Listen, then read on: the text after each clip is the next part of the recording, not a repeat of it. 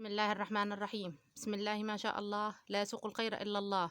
بسم الله ما شاء الله لا يصرف السوء إلا الله. بسم الله ما شاء الله ما كان من نعمة فمن الله. بسم الله ما شاء الله لا حول ولا قوة إلا بالله العلي العظيم. السلام عليكم ورحمة الله وبركاته. ازيكم حبايبنا، عاملين ايه؟ ان شاء الله تكونوا زانين وطيبين في كل مكان يا رب. فيديو جديد يا جماعة القناة، ان شاء الله بإذن الله ينال إعجابكم ونال رضاكم، يكون عند حسن ظنكم. أول حاجة كده نبدأ الفيديو، نسموا الله ونصلوا على الرسول الكريم. اللهم صل وسلم وبارك على سيدنا محمد وعلى آله وصحبه وسلم. اللهم لا حول ولا قوة إلا بالله العلي العظيم. طبعا كل الناس اللي شرفتنا ومنورانا ومشرفانا على راسنا من فوق، وكل الناس اللي دخلت عندنا جديد شرفتونا ونورتونا، وجبر الله بخواطركم أجمعين إن شاء الله بإذن الله. كده القناة تكبر بيكم وربنا يجبر بخواطركم، اللهم آمين يا رب العالمين. ده فيديو يا جماعة البطة المسكوفي، أنا وريتها لكم لما باضت وعملنا فيديو، وقلت لكم إن شاء الله إن شاء الله بإذن الله لما ترقد، إذا رقدت حنوريها لكم. ده الفيديو يا جماعة بتاعها. بسم الله ما شاء الله. هي الأول هنا تاكل لأنها طلعت تاكل، شايفين؟ بسم الله ما شاء الله. وهذا المية بتاعتها هنا. هي طبعا خلاص الأوضة كده فضيت، أدم الحاجة رقدت. أنا هنحش الذكر من هنا النهاية يا جماعة.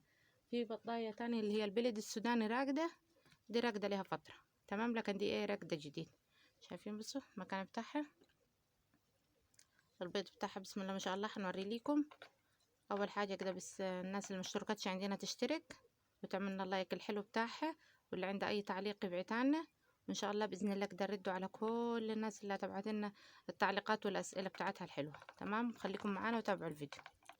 تمام يا جماعه، ودي شايفين بسم الله ما شاء الله هي خلصت الاكل بتاعها، وهي زي ما انتم شايفين الريش اللي هي عاملاه جوا، شايفين عامله كميه ريش بسم الله ما شاء الله. والصوت اللي طلع ده طبعا معروف انه صوت ايه، بسم الله ما شاء الله رقعد. هي يا جماعة الناس اللي هتقول لي باضت كم بيضة، هي حاليا راقدة على 8 بيضات، وانا واخدة منيهم 4، يعني 12 بيضة اللي بيضتهم البطنة. تمام. مش عارفة انا قليلة ولا كتيرة، بس هو الحمد لله يعني ان هي رقدت. انا بالنسبة لي الحمد لله ان هي رقدت وهي حضنت البيض بتاعها، فدي حاجة يعني ايه الحمد لله، اللهم لك الحمد والشكر عليها.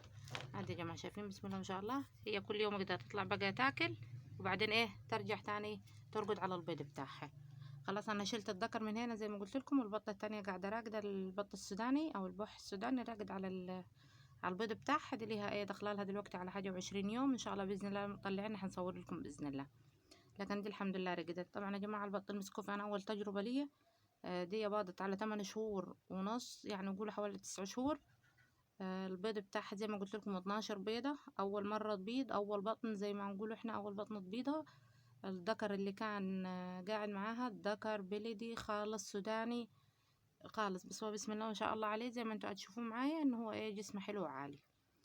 انا ما عملت الخليط ده عشان يبقى عندي ايه الاصل ان هو ايه برضه فيه البح السوداني. اللهم صل وسلم وبارك على سيدنا محمد وعلى اله واصحابه اجمعين. صلوا على النبي يا جماعه، واذكروا الله، لا بذكر الله تطمئن القلوب. واشتركوا كده في القناه، فرحونا بالاشتراكات واللايكات الحلوه بتاعتكم بالله عليكم. اللهم صل وسلم وبارك على سيدنا محمد وعلى اله واصحابه اجمعين. بالنسبه للذكر حبيبتي اللي كانت بحتاج الذكر ان هو طلع قبل كده، من البطه طلعت من كانت متواجده مع ذكر وطلعت المره التانية ما طلعتش، زي ما رديت عليك وقلت لك ان هو اكيد كان تعبان، وانت قلت ايوه اكيد هو اتعب وانت عالجتيه، فهو كان لسه ما ردش صحته كويس، فهو ابتدى خاص بالتخصيب بتاعه كان ضعيف، فما طلعش بط تحت البطه. فخلي الحاجه تسترد صحتها كويس. واكلي ايه، احنا هنا ناكله الذكر عموما ناكله غلة عشان يبقى كويس، ونسبة التخصيب بتاعتها تبقى ايه عالية. شايفين انا جايباها ليكم من بعيد عشان ما نقربش منيها. عصبية هي طبعا شوية على البيض بتاعها وصعبة شوية في الرقاد بتاعها، بس ايه الواحد عشان اول مرة ترقد فاندادوا فيها مداديات. شايفين بسم الله ما شاء الله تبارك الله اهي. اللهم صل وسلم وبارك على سيدنا محمد وعلى اله واصحابه اجمعين، عليه افضل الصلاة والسلام. دي يا جماعة ايه البطة المسكوف اللي من اول ما جبناها وريتها لكم، وقلت لكم ان شاء الله باذن الله لما تبيض حنوريها لكم. ادي لما باضت انا وريتها لكم، ادي لما رقدت وريتها لكم تاني. هذا طبعا يا جماعة زي ما اتفقنا ان البط او البح احنا عندنا عموما لما يجي بيض ويرقد في المكان بتاعه مش هنخلوه يشوف بعضه عشان ما يبتديش يروح على بيض بعضه. دي شايفين من هنا الناحية التانية البح السوداني، ان شاء الله باذن الله اليومين الجايات حبيضا اللي هو البح السوداني اللي هو باض الاول وطلع الاول حيبيض تاني، هيرجع يبيض تاني. فاحنا هنحطهم برضو هنا في الاوضه، بس انا ايه هنغطي بشواله زي ما انتم شايفين، ادي الشواله وهنغطيها بشواله. اللهم صل وسلم وبارك على سيدنا محمد وعلى اله واصحابه اجمعين.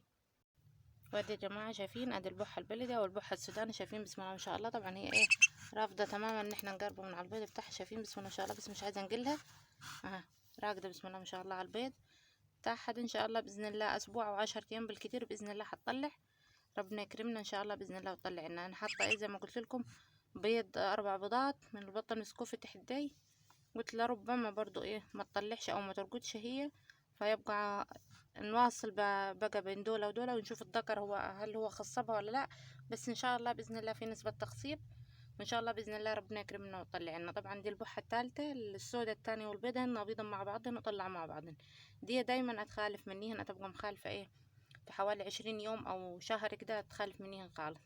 ان شاء الله باذن الله ربنا يكرمنا تطلع دي دايما تتربى ايه لوحدها. اللهم صل وسلم وبارك على سيدنا محمد.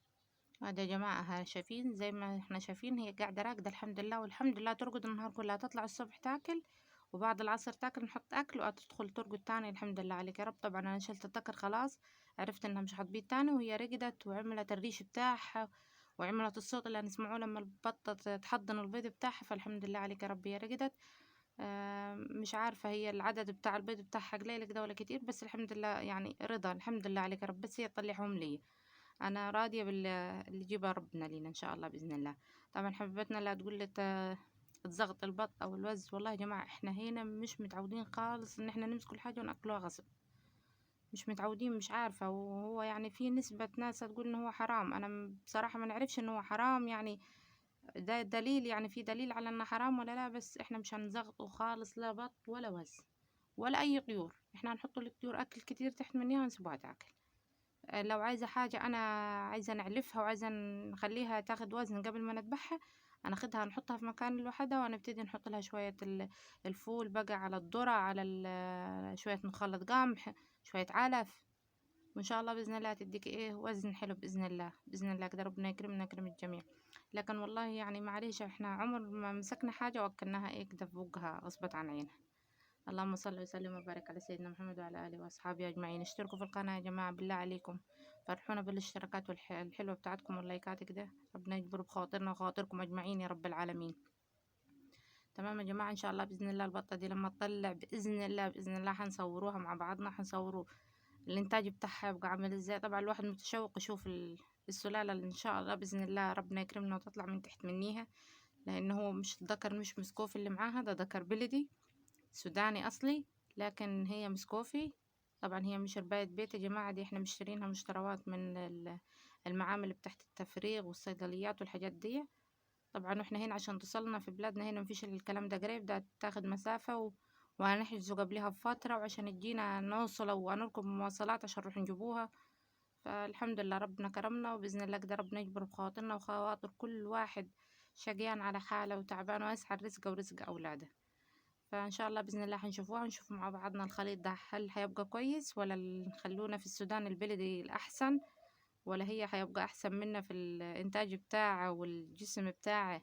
وأهم من الجسم والإنتاج بتاعه قد إيه هيبقى المناعة بتاعته زي السوداني الأصلي، ولا هيبقى مناعته ضعيفة. ده طبعا كلها هنتابعوه مع بعضنا واحدة واحدة، وبإذن الله كده البطل السوداني ده أول ما تطلع هنوريها ليكم، وحنتابع مع بعضنا الحاجات دي كلها ان شاء الله. فاشتركوا في القناة وفرحونا بالاشتراكات واللايكات الحلوة بتاعتكم، واي حد عنده اي سؤال يا ريت يبعت لنا، وان شاء الله ان شاء الله باذن الله كده ربنا قدرنا ونرده. ولو هنتاخر في الرد فاعذروني يعني عبال ما نمسك التليفون، لان اشغالنا هنا احنا مش بس طيور وبس، احنا هنا ارض وزراعة فاهميني يعني. ربنا يعين كل واحد على حاله، فالواحد مش ماسك التليفون على طول في ايده او مش موجود في البيت على طول في ايده. فإن شاء الله بإذن الله نكون عند حسن ظنكم وتنالوا رضاكم، وتتابعونا وتشتركوا في القناة وتعملوا لنا شير مع أصحابكم مع أهاليكم، وبإذن الله كده القناة تكبر بيكم. وإن شاء الله بإذن الله نشوفكم الفيديو الجاي على خير، والسلام عليكم ورحمة الله وبركاته.